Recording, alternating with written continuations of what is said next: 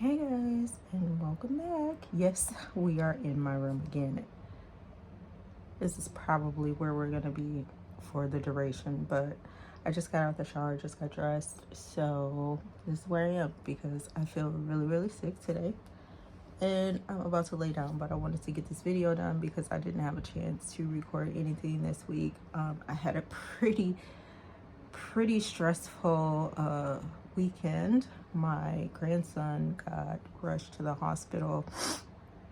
He was pretty bad. He's 12, so my oldest grandson, not my youngest grandson, but he was rushed to the hospital this past weekend. He's been there. It wasn't looking good at all, and it was asthma related. So Saturday, I think, is when my son texted me and let me know he was on his way. So initially, we didn't know it was as bad as it was when he first sent me the information that morning. So I wound up reaching out to my grandson's mom, and yeah, so it went from bad to worse to even more horrible and almost tragic. So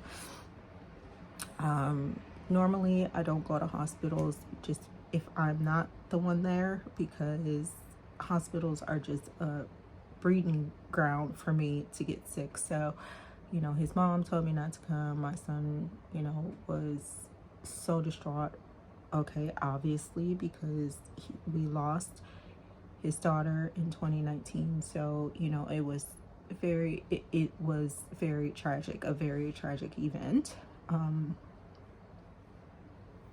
So Greg and I went to the hospital.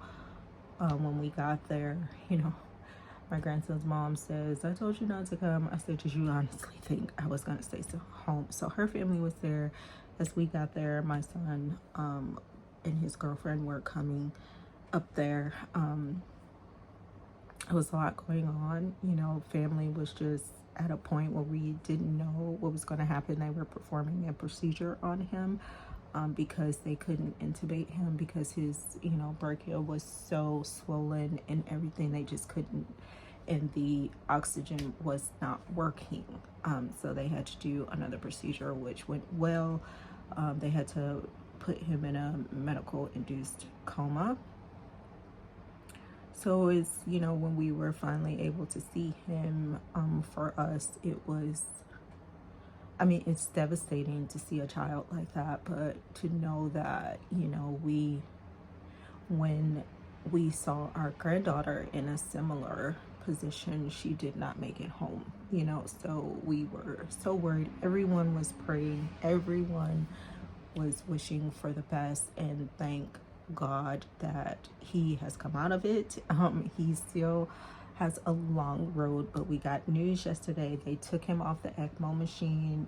They took him off the ventilator. He is breathing on his own right now, just with an oxygen mask, but they are keeping him sedated just because they still have the line in his neck and they really don't want him doing a lot of moving. But my son texted me last night and he was able to drink some water and he had a little bit of applesauce. So and his mom FaceTimed me, so I was able to say, "Hey sweetie, it's grandma." It was just a lot, and both of them are sick and I'm sick, so I definitely can't go back to hospital right now, because I know I would just get a lot worse. But I'm so grateful. We are so happy that he's doing so well. So they are going to homeschool him just because they don't want to risk, like, he's always had really, really bad asthma since he was born, basically. Poor thing was on a nebulizer from a very, very, very, very early age, and always, he always gets really, really sick. He was just really sick. This past, I think, February or March, he was in the hospital, and he's always in the hospital around that time of year. But this was the most tragic that he's ever been. This is like, he almost did not make it. That's how bad he was. He almost didn't make it. The uncles are in Autumn are really, really close to him. He's more like a sibling to them than, you know, a nephew. But we're so grateful that he made it. And little guy, my youngest grandson, was over Wednesday, and he's just getting more, you know, advanced, and he's doing all these things, and his personality, it just makes your day, right? He is, even when he has his little fits, it's so cute, you know. And maybe it's cute to me because I'm grandma, and you know, I don't have to discipline him or anything. So you know, I just let him do what he wants. He wants to throw a fit, he can throw a fit. If he wants to walk on the table, he can walk on the table. You know, he can do whatever he wants to do. You know, he knows right from wrong. You know, he's one. Okay, first off, when you tell him no, don't do that, like I'll tell him, especially like when he's playing with the mop or like the brooms or something like that, I'll say, no, dirty, ew, dirty. So I'll make like a yucky face for him, and then he knows, okay, don't touch it, it's dirty. Or I'll say, you know, he loves to turn over the dog water. It's freaking water, I can mop it up. You know what I'm saying? It's not like the end of the world because he turned over the dog's water. But we will say to him, no, sweetie, doggy's got to drink that, you know. So it's repetition with kids.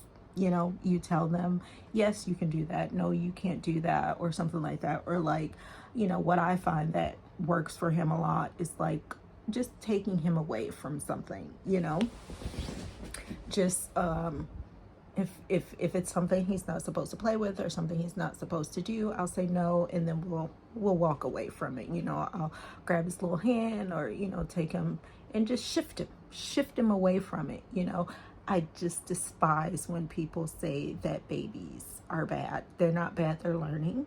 You have to give them a chance to learn. You have to give them a chance to understand what you're saying, because you know, they can't always express, they don't always know what you mean. But the repetition with children, eventually they'll learn. Just a little tip. I think my definition and other people's definition of what a bad baby is totally different. Me personally, I don't believe babies are bad. I believe they're learning. So it's not nice to call babies bad when they're learning, you know. In some cases, they just don't know they're not supposed to do that. You know, if you're not teaching them that they're not supposed to do that, if they go somewhere and they're terrorizing and you're like, oh, your kid's bad. No, he just doesn't know he can't do that, because when he's at home, we allow him to do that. You know, figure it out. Babies aren't bad. That's my opinion. I don't think babies can be bad. It's just me. So yeah, so on top of all of that, Autumn was going through something this weekend as well, and she's dealing with a lot of pain and a lot of stuff like that. So it's just been a very, very kind of emotional weekend into the week. I believe, I can't remember if they moved my grandson to the pediatric ICU unit, because he was in the adult ICU unit because of the procedure that they had to do on him. And at the time when we went to the hospital, after the surgeons came out and talked to the family, they said he was the sickest person, not the sickest kid, the sickest person in the hospital. He was the sickest person in the hospital that day when they took him in. That should tell you something. And the procedure that they did perform on him was the first time that they performed this particular procedure on a child. So what I was told was, now that the pediatric ICU unit knows that this can work for a child, they're going to now learn what they can do to help other children that may need life-saving treatment or procedures done, so they can, you know, do that on children and save more lives. Okay, sorry about that. My husband was coming upstairs and I didn't want it to interfere with the video. I didn't know if he was coming in here. So I've talked enough. I've talked your head off. That's what's been going on this week. Oh, I did have my moles checked, and they're perfectly fine.